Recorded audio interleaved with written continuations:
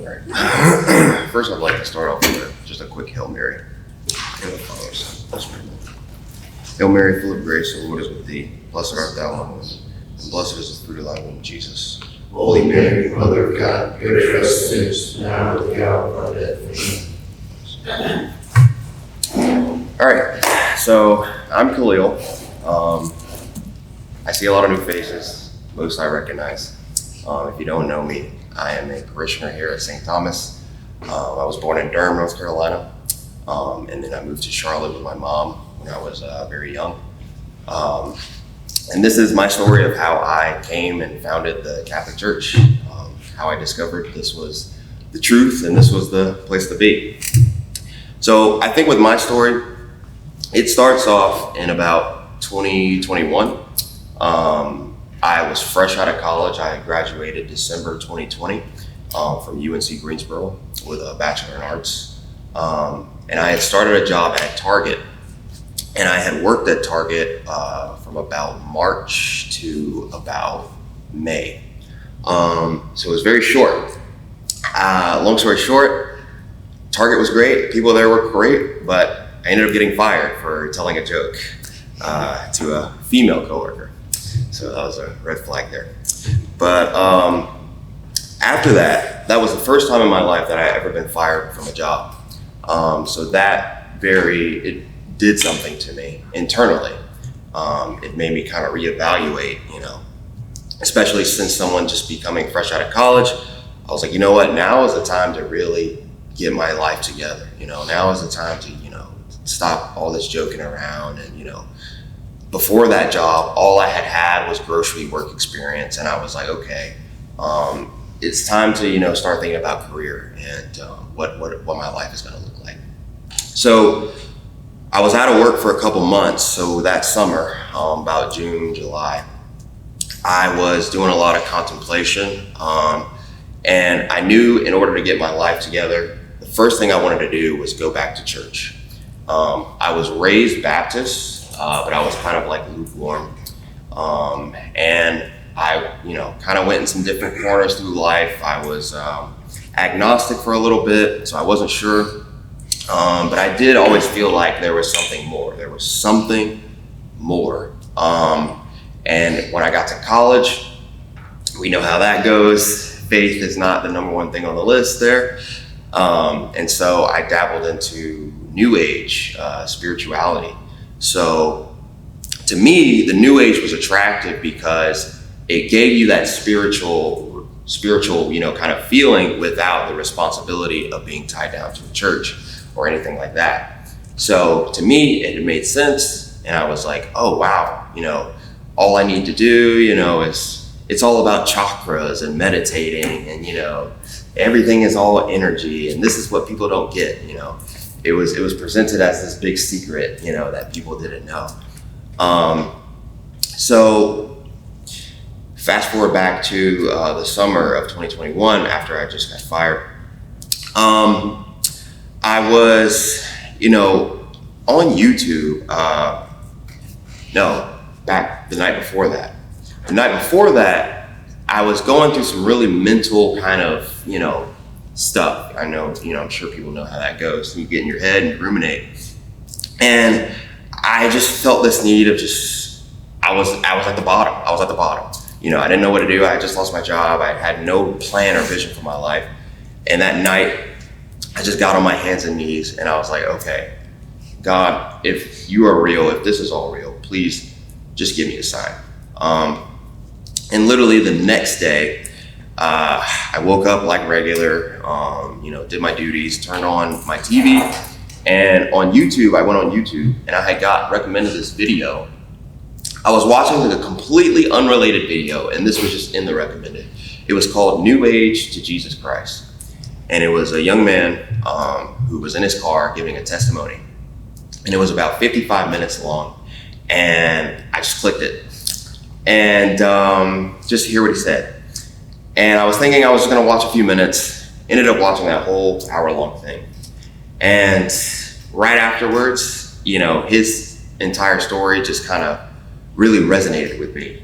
He talked about, his journey with playing with Ouija boards and, getting on drugs and, having encounters with demons. And I was like, well, okay, I didn't go that far, but, there was some stuff I could still relate to. And so one thing clicked in me, because I had always believed that the devil was real. I always believed that demons were real. I believed that the darkness was real. I loved ghost videos, and I loved trying to figure out what was going on. And I never messed with that stuff because I just knew it was real. And so I think part of me after that video, something clicked, and it said, you know what, Kahlil? If the dark side is real, then the light has to be real. And so after that, I just put my hand over my heart and I said, you know what, from this day on, I was convinced. I said, you know what, I give my life to Jesus Christ. Immediately, a weight was lifted off of my body. I felt clear. Before I had felt like I was bogged down, like it felt like, some darkness was over me. Immediately I felt clear. My whole entire house felt empty. I don't know how else to describe it.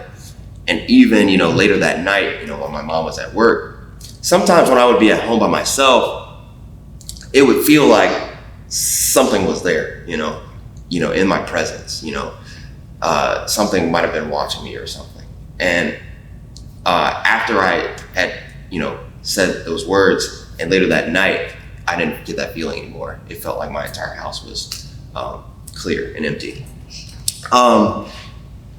So Catholicism. So how I got into Catholicism was I just started watching other videos because I started getting recommended more New Age to Jesus Christ videos, and I started watching more testimonies.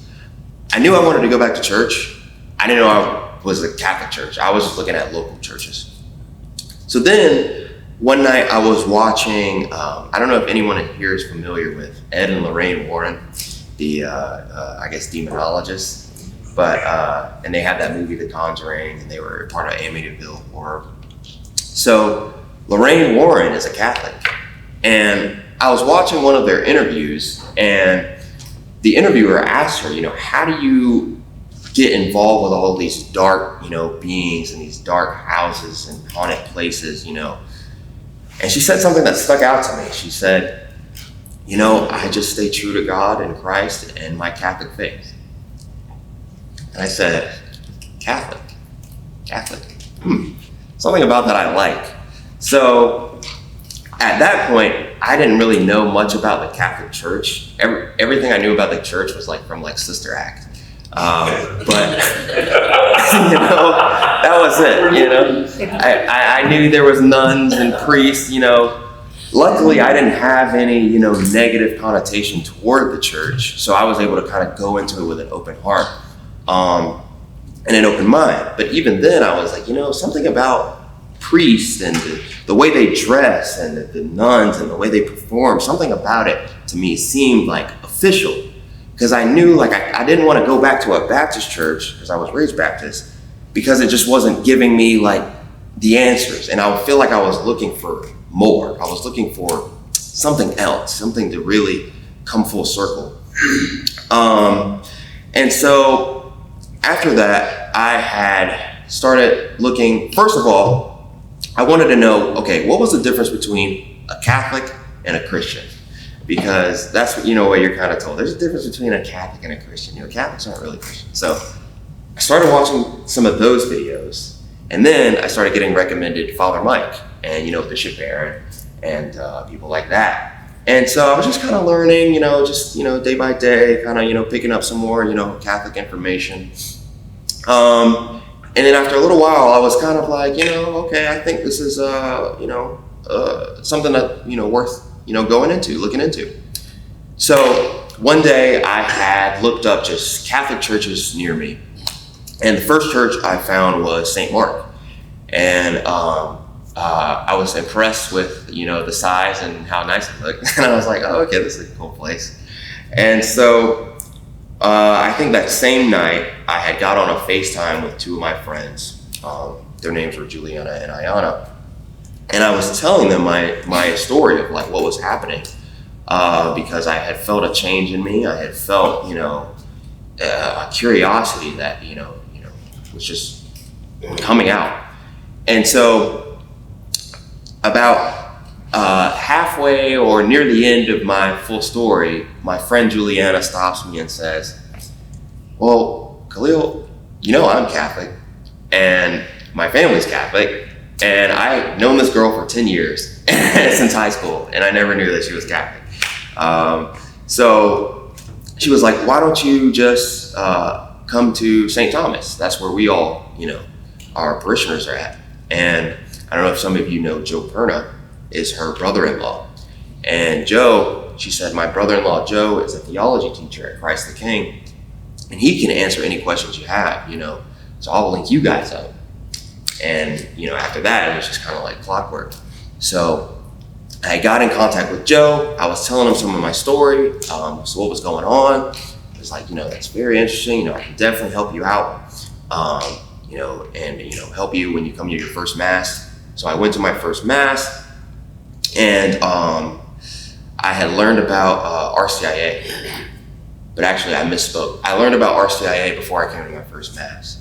So when I had looked up Catholic churches, I had saw that they had this program called RCIA, and I was reading through it, and I said, well, this is perfect, RCIA, because I told you I was lukewarm.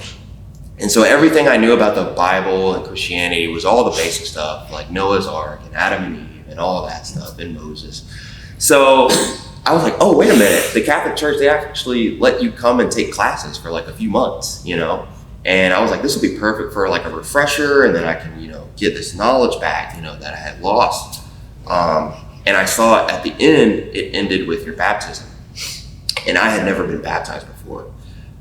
It's funny, being a Baptist, you never been baptized. So, go figure.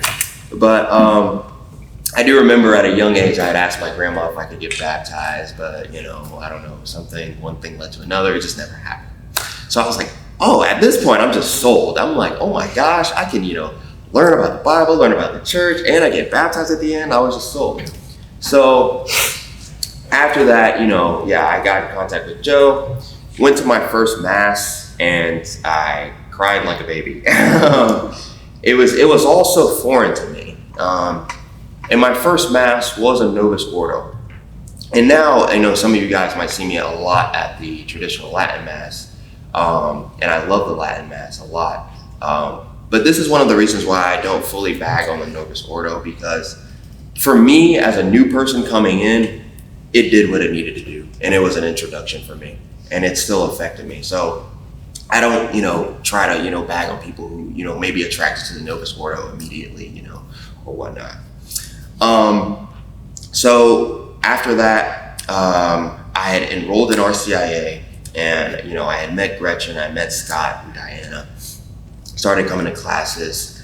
I met Jerry Nimberg, and also one of my friends, Evan Farina. And I had just started going through the classes, and,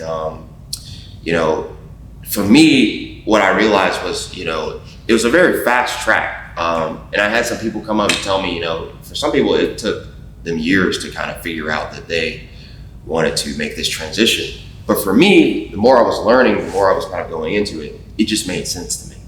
And I was like, I was pretty convinced, And I would tell people that me coming into the church, I would say was like a calling, but what convinced me to stay was like the evidence backing it, the community, people being able to answer my questions, and just everybody being, so, willing to help me, and assist me, and in a non-judgmental way and everything. And so I went through RCIA. I got baptized Easter Vigil of 2022, and that was just absolutely beautiful.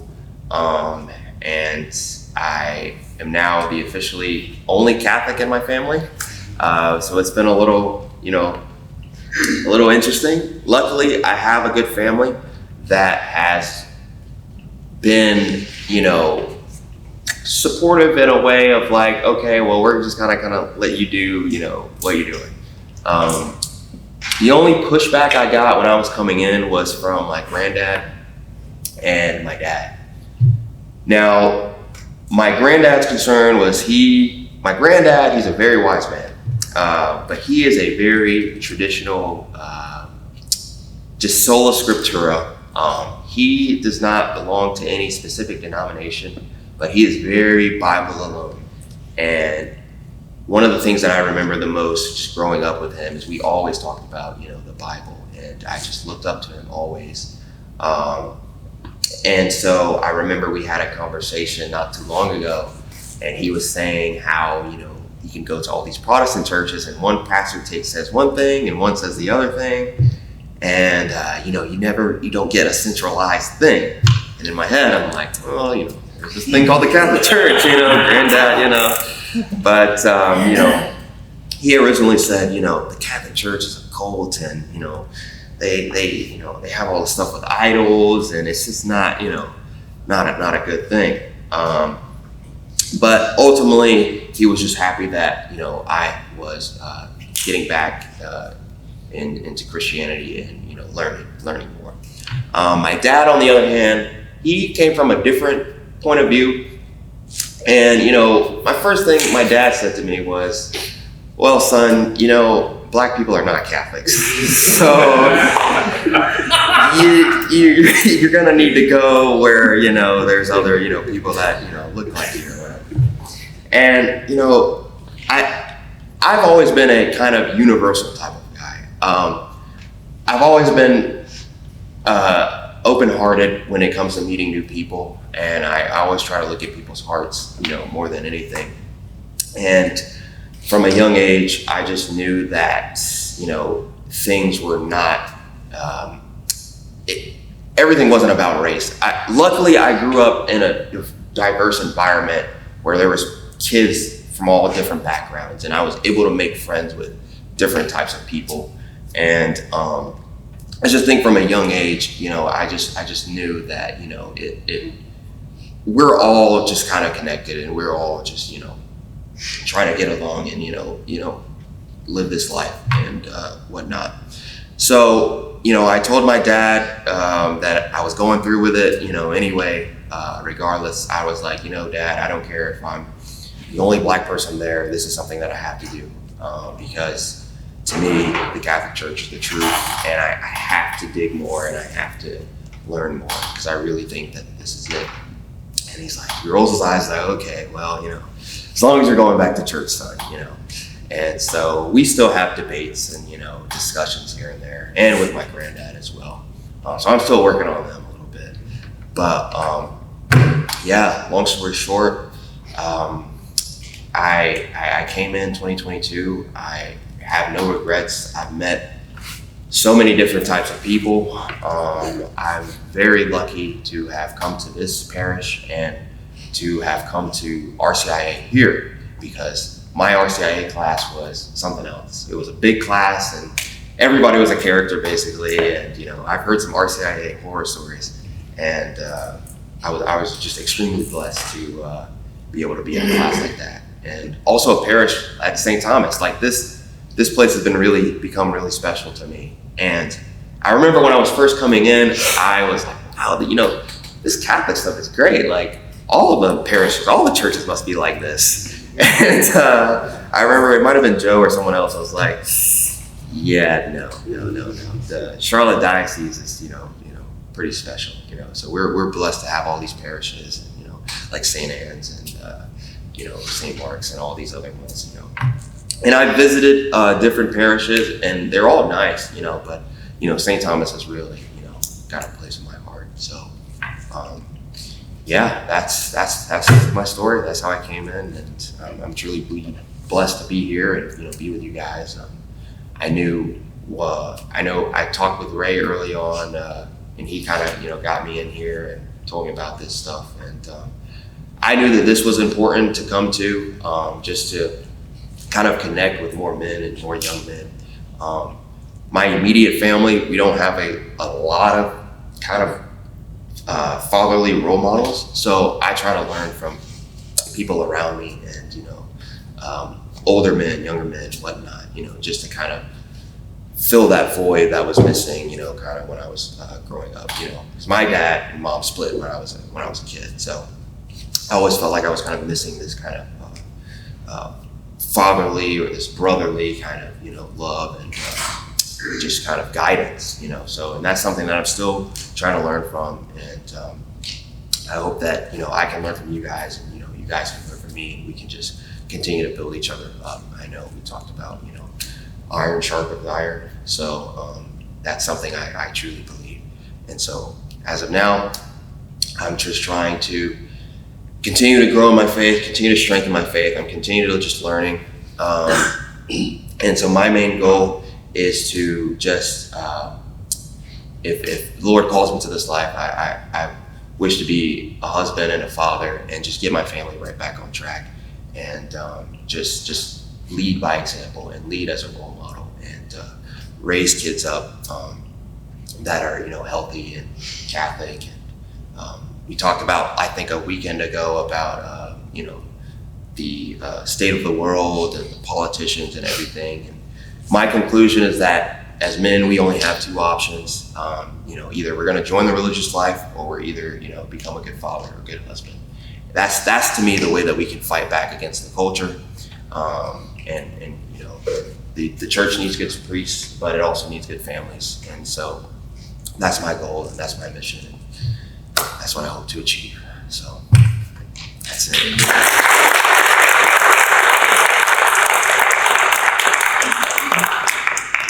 Yeah. So if anybody has any questions or anything, feel free to shoot. Out of curiosity, how many people were in the RCI class with you? Probably a good handful. Maybe like 15 or 20. Wow. 15. That's Yeah. impressive. There's quite a few. Yeah. Wow. Kahlil, when it comes to Cradle Catholics, just like with our parents, we kind of take for granted things until, like with our parents, we don't realize what we have until they're gone.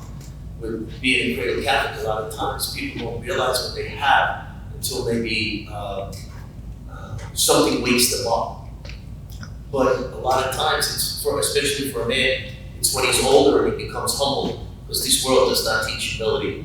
Yeah. So coming into the faith, receiving the sacraments, can you share with us, mostly Cradle Catholics here, your experience on communion for the first time, but also reconciliation, where you have confession and penance that brings you to reconcile?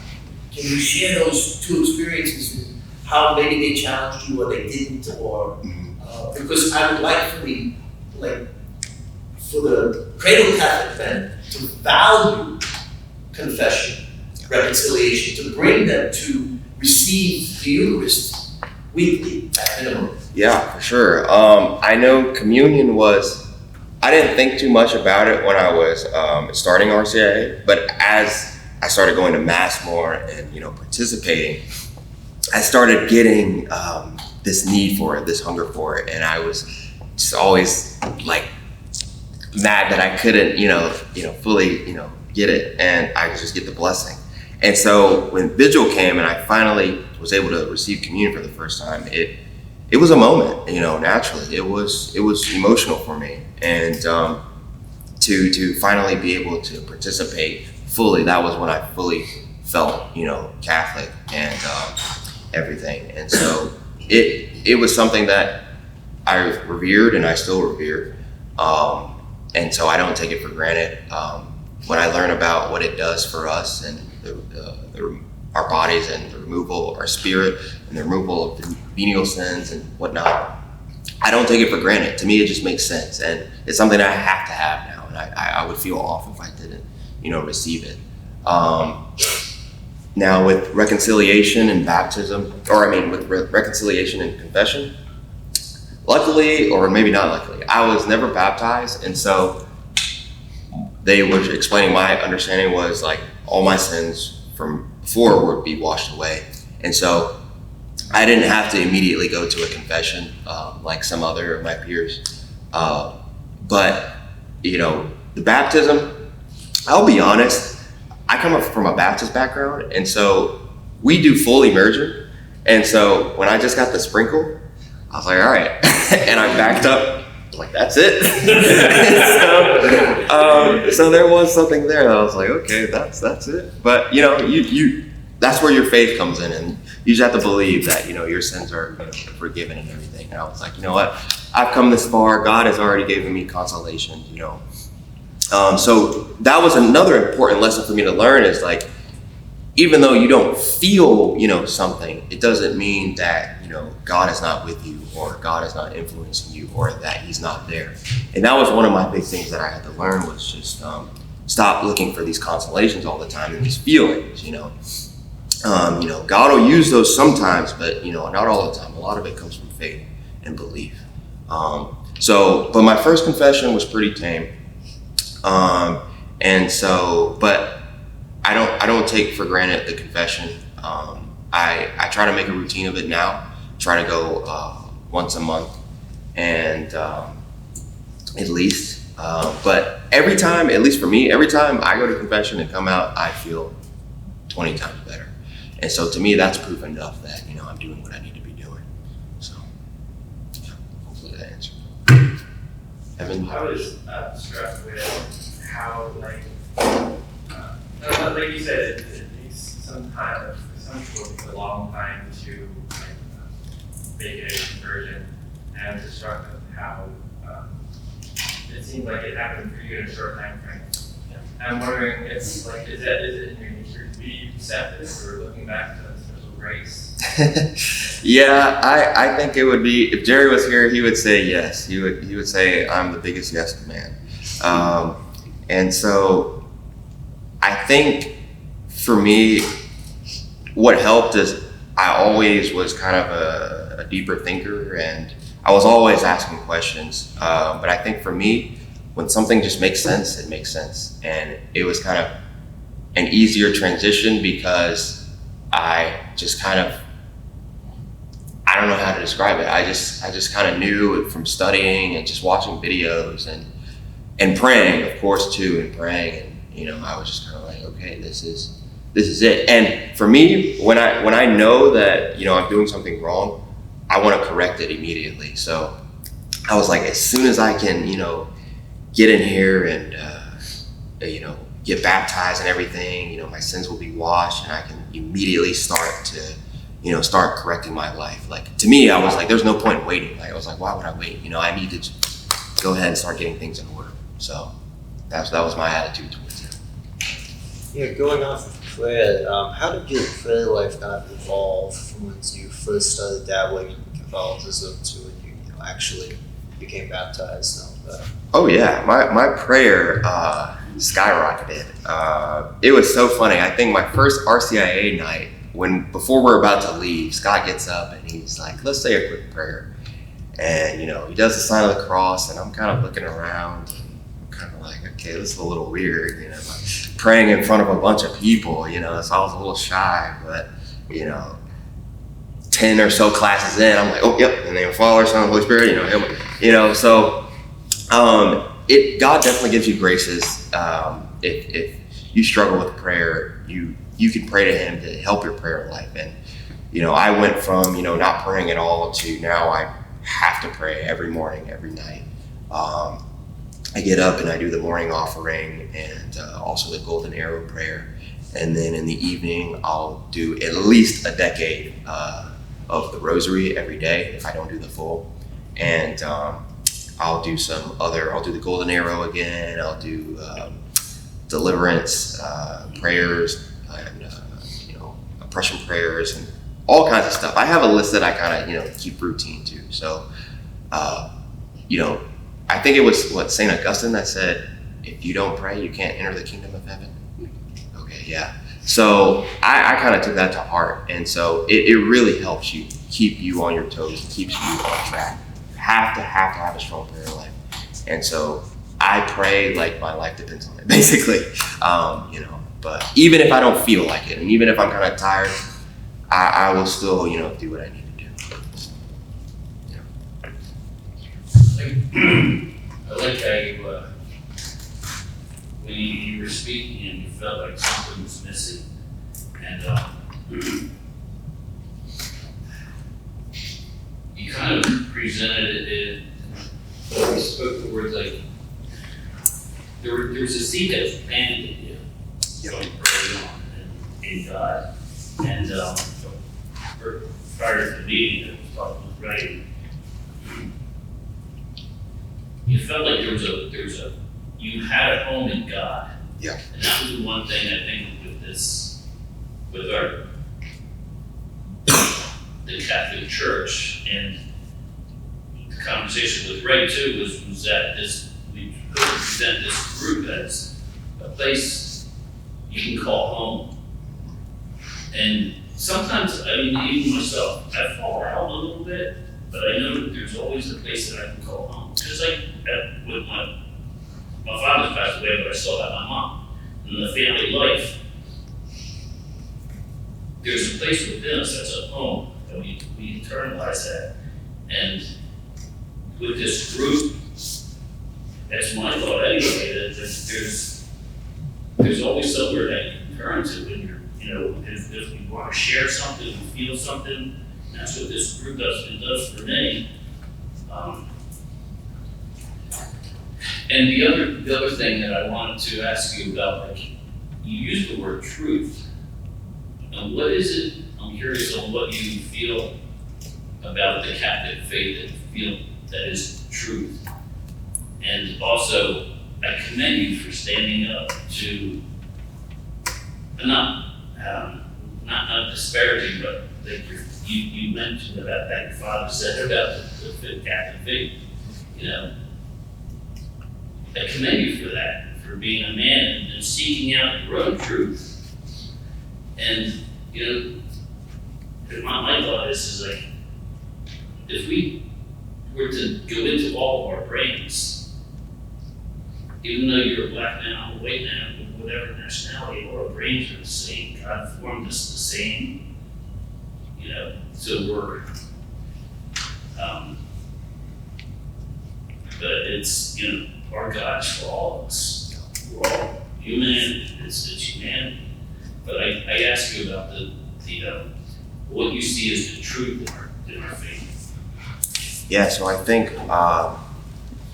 for me, what convinced me was just the history, the evidence, the fact that the church has been around for 2,000 plus years, and it's the same, thing, every Sunday, and it's been like that for so long. And I think apostolic succession, the papacy, all these things, the fact that there's so many writings and books and theologians that can talk about all these historical things that happen. And also I think the lives of the saints as well. Like, you see what kind of miracles happened with some of the saints, and you read some of their stories, and it's just like, this has to be the truth. I mean, either this is the truth or this is all one big pranked episode, and everybody's lying. But to me, that wouldn't be, plausible. It just, and so I definitely think too, reading the lives of the saints and hearing their stories, and that's another thing. It's like Catholicism, there's an end goal. With Protestantism, there's not really an end goal.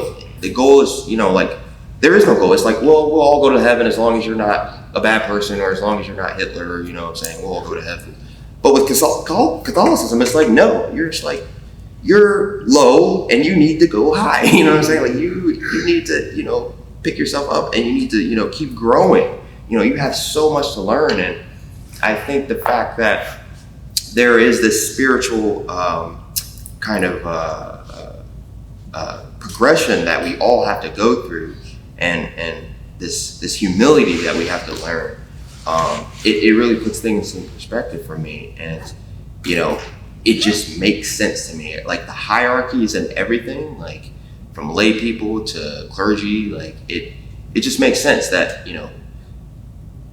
it's like this church mirrors heaven in a way, at least how I see it. And it's just like, God is up here, we're down here, the angels are over here. It's like, to me, I look at it as like hierarchy as well. And I'm like, if there's a hierarchy in heaven, then why would Jesus not set up his church hierarchical on earth, So yeah, that's how I kind of rationalize it, specifically. But I wanted to comment. I think you said something very insightful about your conversion. You said like I knew evil was real, the dark was real. So why wouldn't the light be real as well? So I thought it was very, very beautiful. thank you. Yeah.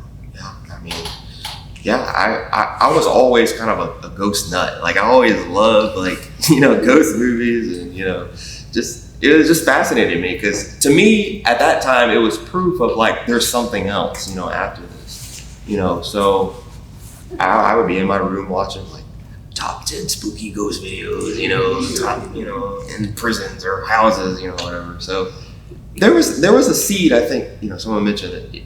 There were seeds, I think, in my life. And, also when I was younger, when I was very young, I was always fascinated with space and astronomy. And at that time, I thought I had wanted to be an astrophysicist. That's what I was going to go into. And, my first major in college was physics. And I was set on becoming an astronomer because there was something in me that wanted to know what else was out there. I was like, so there was always this curiosity in me of like, there's more, there's gotta be more, there's something else. And so I think in my life, God planted seeds of curiosity. And, I think Jesus says, whoever searches for the truth, finds me. So he was right. Another common thread I saw is when you talked about your friend you had for 10 years. Yeah. And I'm just thinking about so many people we feel like our friends, but do we really know their heart? Do we know the whole scope of them? Like sometimes religion, politics are left out of that friend circle, and it's unique. You knew her for 10 years. And, yeah, we just never talked about Yeah. religion, I won't throw her under the bus, but she's also not the most practicing. Most just went by. Yeah. But I was working on her. So now I feel like I've gotten to a point where I was teaching her things. Like, oh yeah. She's like, oh, I didn't even know that. But I personally know Joe, so he's a great guy. Yeah, Joe's really great, and he was a big help, because he was able to just. I was really blessed to get in contact with him. He's very smart as well. As a father, hearing your talk and the way that you started it, where you shared with us that it was through the loss of a job, that it was a low point. So me hearing it at my age, I hear that your heart, you were able to submit. And that's very countercultural to what society teaches us. So I believe that in our faith, we wind up being called. And in our low points, in our suffering, we turn to our fathers, whether it be our physical, our spiritual, a spiritual father in the lady in the congregation. We turn to a father, we turn to authority. And authority is being taken out of everything in society. So I want to commend you, and I also want to point out to you that for you to recognize yourself, it was in loss and suffering that you turned with an open heart that you spoke about, that allows you on this journey to where you are today, and I think it's beautiful. I hope everybody else understands the same thing about when we are suffering, we turn to our Heavenly Father. We turn to our physical fathers too as well, but turning to our Heavenly Father in that submission that Kahlil gave into, which is beautiful. It's beautiful. Yeah, we definitely have to submit, and there's been a couple times, and I won't say the journey has been just all roses, there has been ups and downs, and I know one of the first things they told me when I was coming in was like, you're gonna be on this high when you come in and get to the vigil, but then God's gonna put the trials in your life, and that was true. And there's been times where it's been hard, and there were times where I had been in these funks, And I was just like, I'm in such a funk right now, but let me go just sit in the church at least. Like, let me just come and just participate and do something, you know? So it's like, you have to be willing to, you know, submit, you know what I'm saying? And just, even if you have to force yourself out of bed, if you're feeling depressed, it's like, just run to God. Just run to him, you know, open arms. It'll be all right. Thank you.